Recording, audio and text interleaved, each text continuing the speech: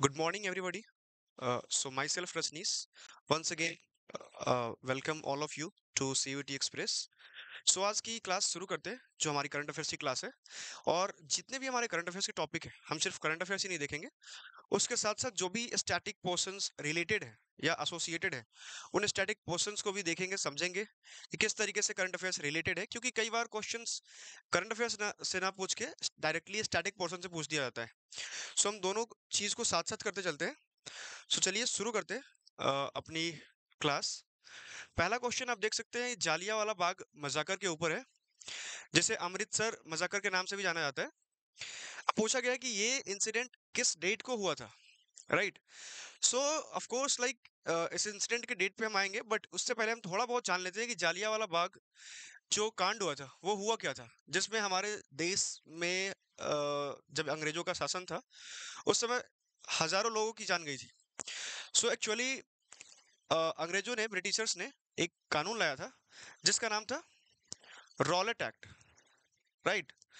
उन्होंने ये Rowlatt act लाया था जिससे उन्होंने काफी सारे रेस्ट्रिक्शंस लोगों के ऊपर इम्पोज कर दिए थे कि जो भी लोग सस्पिशियस एक्टिविटीज में पाए जाएंगे उनको स्पेशल कोर्ट में ट्रायल होगा, उन्हें आसानी से बेल नहीं मिलेगी, उन्हें बहुत सारी इस तरीके के स्ट्रिक्ट कानून थे कि किसी भी आदमी को कोई भी पुलिस ऑफिसर पकड़ के जेल में डाल सकता था, और जो भी चार्जेस चाहे जो रॉलेट एक्ट में मेंशन थे वो लगा के उसकी इन अ वे सारी कैरियर लाइफ खत्म कर सकते थे। इसके अगेंस्ट में जो कि अमृतसर शहर में, पूरे देश में वैसे प्रोटेस्ट हो रहे थे, बट अमृतसर शहर में दो लीडर थे, Saifuddin Kitchlew, right, and Satyapal, doctor Satyapal. ये दो लीडर से थे जिनकी अरेस्ट हो गई अमृतसर में। इनके अरेस्ट के बाद काफी सारा प्रोटेस्ट शुरू हुआ। इसी प्रोटेस्ट में को दबाने के लिए वहां पे जनरल डायर को भेजा गया। याद रखिएगा, जनरल डायर, जनरल डायर को भेजा गया, राइट। जनरल डायर को भेजा गया कि इस प्रोटेस्ट को दबाना है। जनरल डायर ने आया, और वो दिन था, बैसाखी का दिन था। बैसाखी एक अगेन एक फैक्ट है, पंजाब की बहुत इंपॉर्टेंट फेस्टिवल है। हार्वेस्ट फेस्टिवल होता है, जब फसल कट जाता है उस समय मनाया जाता है। बैसाखी का दिन था, सभी लोग जालियांवाला बाग में इकट्ठे हुए थे, पीसफुल गैदरिंग थी। जनरल डायर आए, उन्होंने, जैसा कि आप देख सकते हैं इस इमेज में, सार गोलियां चल रही है। एक एंट्रेंस पे उन्होंने को बंद कर दिया, आग लगा दिया वहां पे, और दूसरे एंट्रेंस जहां से एक मात्र ही एंट्रेंस था वहां से गोलियां चलाना शुरू कर दी, अंधाधुंध गोलियां चली, और जिसमें हजारों लोग इस मजाकर में मारे गए। ऑफ कोर्स इस डेट को हम बहुत ही यू नो उस चीज को हम भूल नहीं सकते, उस जो हमारे देश के लोगों के ऊपर या देश पर जो स्पोर्ट ये जालियांवाला मजाकर का है, उसे हम भूल नहीं सकते। तो इस चीज को सेलिब्रेट किया जाता है 13 अप्रैल 1919 को, सॉरी सॉरी 13 अप्रैल को सेलिब्रेट किया जाता है। ये इंसिडेंट जो हुआ था वो हुआ था 13 अप्रैल 1919 को। Alright, moving ahead to the next question. India has ranked dash in cyber crime. Cyber crime, जैसा कि आप सब जानते हैं, आजकल आपके भी ईमेल पे, फोन्स पे बहुत सारी चीजें ऐसी होती रहती होंगी, सस्पिशियस एक्टिविटीज। साइबर क्राइम आजकल काफी ज्यादा बढ़ गया है, तो इसलिए हमेशा न्यूज में रहता है। इसलिए प्रोबेबिलिटी है कि क्वेश्चन साइबर क्राइम से पूछी जाए। और recently world cyber crime index निकला था, यहाँ पे विजिबल आपको नहीं होगा, साइबर क्राइम मैंने लिखा है इंडेक्स। ये world cyber crime index release कौन करता है? ये रिलीज ऑक्सफोर्ड और यूनिवर्सिटी के रिसर्चर्स, एंड एक और यूनिवर्सिटी है ऑस्ट्रेलिया की। ये दोनों इन दोनों जगहों के रिसर्चर्स मिलके इस euro WCI world cyber crime index को रिलीज करती है। इस वर्ल्ड साइबर क्राइम इंडेक्स में वो मेजर करते हैं कि पूरे वर्ल्ड में साइबर क्राइम किस तरीके से बढ़ी है, किस किस कंट्रीज में कितने साइबर क्राइम्स के इंसिडेंट्स हुए हैं। इस लिस्ट में जो टॉप कंट्री की है वो टॉप की है रसिया ने, राइट। और जो सेकंड नंबर पे आया है वो आया है यूक्रेन। अब मैंने आपके लिए रास्ता आसान कर दिया। चलिए क्वेश्चन को सोल्व करते हैं। तो सेकंड तब होगा नहीं। इंडिया का रैंक आया है इसमें 10th, राइट। सो आप देख सकते हैं इंडिया की रैंकिंग बहुत ज़्यादा खराब नहीं है compare to Russia and Ukraine, but फिर भी हमारे लिए एक वॉरिंग सिचुएशन है। हमें और भी प्रिपेयर होना पड़ेगा। सो ये चीज़ याद रखिएगा, वर्ल्ड साइबर क्राइम इंडेक्स जो कि ऑक्सफोर्ड यूनिवर्सिटी के रिसर्चर्स मिलकर रिलीज करते हैं, और टॉप किसने किया है? रशिया। सेकंड नंबर पे यूक्रेन, एंड 10th नंबर पे आया है अपना India. Moving ahead to the next question, who is the CEO of National Stock Exchange NSE, who has been recently appointed as the to the UGC University Grant Commission, right? So again इस questions को के answer तक आने से पहले थोड़ा बहुत जानते हैं कि NSE क्या है, BSE क्या है। बहुत बार न्यूज में होता है ना, Bombay stock exchange, national Stock exchange. ये दोनों ना शेयर मार्केट में, आपने सब लोगों ने सुना होगा, आजकल तो काफी ट्रेंड में रहता है। शेयर मार्केट जो होता है, उस शेयर मार्केट की बहुत बड़ी बड़ी एजेंसीज है जहाँ पे आप ट्रेडिंग करते हैं।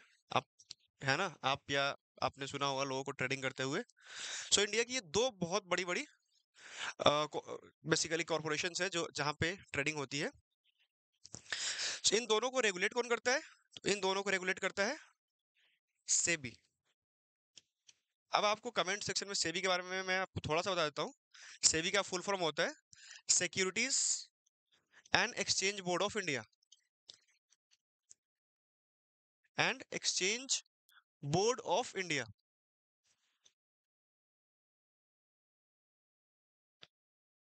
अब आप कमेंट सेक्शन में आपको बताना है कि इसकी हेडक्वार्टर कहाँ पे है, राइट, और इसके चेयरपर्सन कौन है। NSE और BSE के बारे में बात करते हुए, NSE नेशनल स्टॉक एक्सचेंज है, इंडिया की लार्जेस्ट कैपिटल जो है ट्रेडिंग के मामले में, वो यहाँ पे। और BSE के बाद अगर के बारे में बात करें तो BSE इंडिया की ओल्डेस्ट है, राइट। एशिया की भी वन ऑफ द ओल्डेस्ट है, सबसे ओल्डेस्ट नहीं है but one of the oldest है, बट इंडिया की ओल्डेस्ट स्टॉक एक्सचेंज है।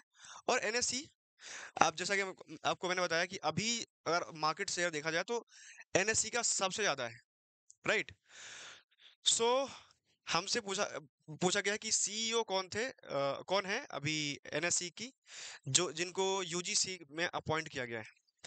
सो ये हैं आपके आशीष कुमार चौहान जी, क्योंकि श्रीधर वेम्बू जी भी अभी अपॉइंट हुए हैं, बट श्रीधर वेम्बू जी जो हो, जो एक सॉफ्टवेयर कंपनी है, राइट, उसके उससे एसोसिएटेड है।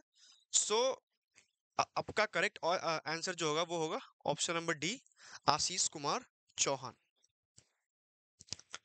नाउ मूविंग अहेड, जो फोर्थ क्वेश्चन है आपका, what was the growth rate of the general insurance industry in financial year 24? अब ये क्वेश्चन आपके एग्जाम पॉइंट ऑफ व्यू से बहुत इंपॉर्टेंट नहीं हो सकता है, बट इस क्वेश्चंस में वंस अगेन कुछ चीजें हैं जो काफी इंपॉर्टेंट है। जैसे कि जनरल इंश्योरेंस क्या होता है, राइट, एंड लाइफ इंश्योरेंस क्या होता है, ये एक डिफरेंस आपको बहुत क्लियर कर लेना चाहिए। सी, जनरल इंश्योरेंस में हर चीज आ जाती है। जैसे आपका मोटर, जैसे बाइक का आपने इंश्योरेंस कराया, राइट, आपने क्रॉप का आपने इंश्योरेंस किया कराया, राइट। तो ये सारी चीजें जनरल इंश्योरेंस में आ जाती है। लाइफ इंश्योरेंस में जो आपके लाइफ से रिलेटेड है, जैसे डेथ का आपने आप इंश्योरेंस कराते होंगे, एक्सीडेंट का कराते होंगे, right. So death, I mean to say कि यू नो अनफॉर्चुनेट डेथ, है ना, वो वाला यूजुअल डेथ नहीं। तो ये जो लाइफ इंश्योरेंस होती है वो आपके जीवन से रिलेटेड होती है, जिसको जीवन बीमा में बोलते हैं, राइट। और जनरल इंश्योरेंस जनरल चीजों से होती है। सो इसमें जो ग्रोथ रेट अभी देखने को मिली है वो मिली है 12.78 का, जो कि लास्ट ईयर से कम है। लास्ट ईयर अराउंड नियरली 16% के आसपास ग्रोथ रेट देखने को मिली थी लास्ट फाइनेंशियल ईयर में, बट इस बार ये थोड़ा सा कम हो गई है, थोड़ा सा क्या, बहुत ज्यादा कम हो गई है, 4% के आसपास कम हो गई है। सो 12.78% का ग्रोथ रेट देखने को मिला है, right. Next question, which company has tied up with Shell India Markets for establishing public charging station? अभी ग्रीन इंडिया चल रहा है इंडिया में, सब जगह ग्रीन ग्रीन यू नो चीजें लगाई जा। ग्रीन ग्रीन का मतलब सिर्फ प्लांट्स लगाना नहीं होता है, वो सारी चीजें, वो सारी एक्टिविटीज जिससे कि हम पॉल्यूशन को कम कर सके, हम जो ग्लोबल वार्मिंग हो रहा है उससे कम कर सके, उन सारी एक्टिविटीज को ग्रीन एक्टिविटीज बोलते हैं। सो इलेक्ट्रिक व्हीकल इसमें बहुत ही इंपॉर्टेंट रोल प्ले कर रहा है। इनफैक्ट जितने भी चीजें इलेक्ट्रिक से चल रही है वो काफी इंपॉर्टेंट रोल प्ले कर रहा है, apart from solar and all. ठीक है। सो इस चीज के लिए आपने देखा होगा कि टाटा भी बहुत ज्यादा आगे बढ़ चढ़ के, टाटा का आजकल बहुत सारी व्हीकल्स आ रही है जो इलेक्ट्रिक आ रही है। सो टाटा मोटर्स ने ये चीज साइन की है कि public charging stations, private charging stations तो बहुत है, बट पब्लिक चार्जिंग स्टेशंस शुरू करेंगे। नेक्स्ट क्वेश्चन और last question of the day is, union health ministry and which agency joint hands to improve CGHS। CGHS क्या होता है दोस्तों? Health care experience. So CGHS आपका होता है central government health care scheme.